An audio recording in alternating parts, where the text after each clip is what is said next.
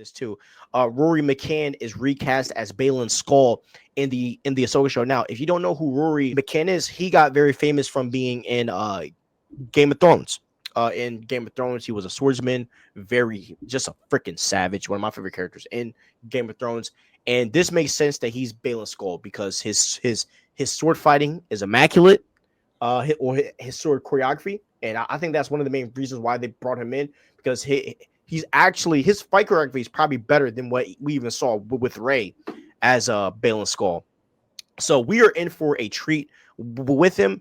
And the one thing that I do like about him, where I think we might see a difference in character, is that Baylan Skoll was more of a father to Shin Hati versus where Rory McCann, he plays more of like like Jerry. You know, like when you watch a show or movie, right? You have those guys where they see a like a younger kid, like, and they're like in peril, right? You know how they're not a father figure, but they're like a watcher. So like they will protect them with their life, but at the same time they will smack them in the face. That's the type of character that he plays well. So I wonder if they're going to shift his character and make him a little more darker, a little more harsh, because that's the kind of characters that Rory usually plays. Right. Yeah. I feel like we didn't see, like we didn't see too much where they couldn't pivot the character if they wanted to. Yeah, 100%. And Baylan Skoll was a character that popped out in the show. I mean, I know you were hyped. I mean, I know I know you liked him a lot. I did too. There were just so much there, and there's still a lot of questions with Baylan Skoll about like when was he alive? What does he come from? Does he come from another time? Like, it's just you don't know. Yeah, you have no idea what's going on. So, you know, I always say this: like they should do villain centric. If there's any brand that could pull off villain centric projects, it's Star Wars. 100%. You could feed into the freaking dark side and just go crazy. You know what I mean? Yeah. Like you really could. And that's why Mangold's film has me very interested too, because he's going back to the old times. You know what I mean? And then there's a rumor Knights of the Republic film coming out where that's literally just Jedi versus Sith Lords, bro. Like just an all-out war, no politics involved at all. You know what I'm saying? So they'll put politics in it. Well, I was talking about like Star Wars politics because at that time, like the timeline that we came into in Star Wars, the Jedi were the men of the Republic, trying to be peacekeepers. Versus where these Jedi, they're a whole lot different. They're a little more savage, and that's what I want to see. I want to see where like the political lines for the Jedi are gone, and it's just time to freaking fight. That would be dope. Yeah, bro. But that was one of the things that was so cool about the prequel trilogy. Like, first of all, it really was villain centric, except the villain started out as a hero apprentice. Yeah. And it wasn't just about Anakin. It was also about Palpatine.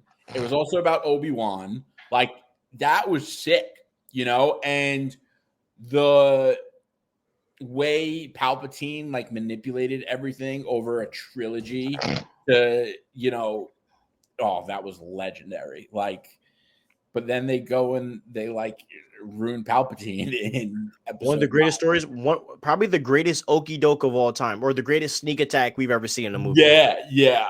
Seriously. Because like if you don't know, like you wouldn't even see it coming. You would. No, you really would. Like if you were watching the prequel and you haven't seen any Star Wars, you wouldn't have known. Like you wouldn't have thought like even though Anakin was teetering in the lane of the dark side, like I think towards episode in the beginning, like in the first act or second act of episode 3, you'd be like, okay, but episode 1 and 2, you would be like, oh, this like humble politician, because in Attack of the Clones, Anakin does crash out. Like, remember when he finds that when he finds that the Raiders killed his mom, kidnapped his mom and killed her, and he crashed out. You're still like, okay, that's a valid reason to crash out. This is right.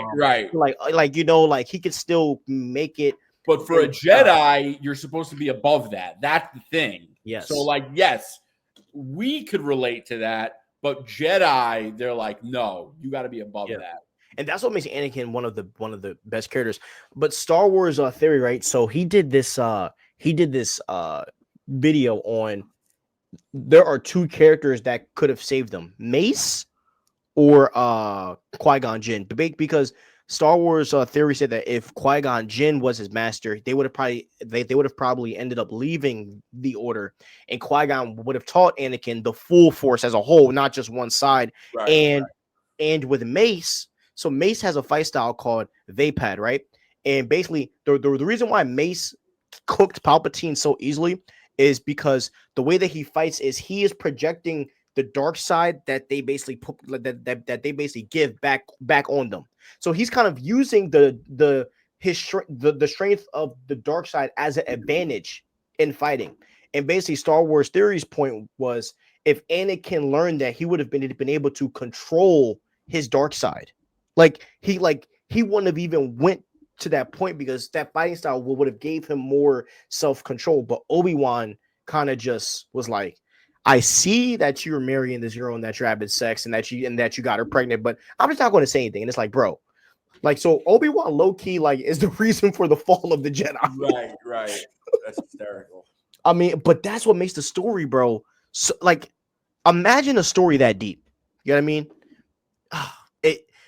And like, it's funny, bro, because what we're seeing with Dune right now, it's kind of giving me a similar feeling to Star Wars.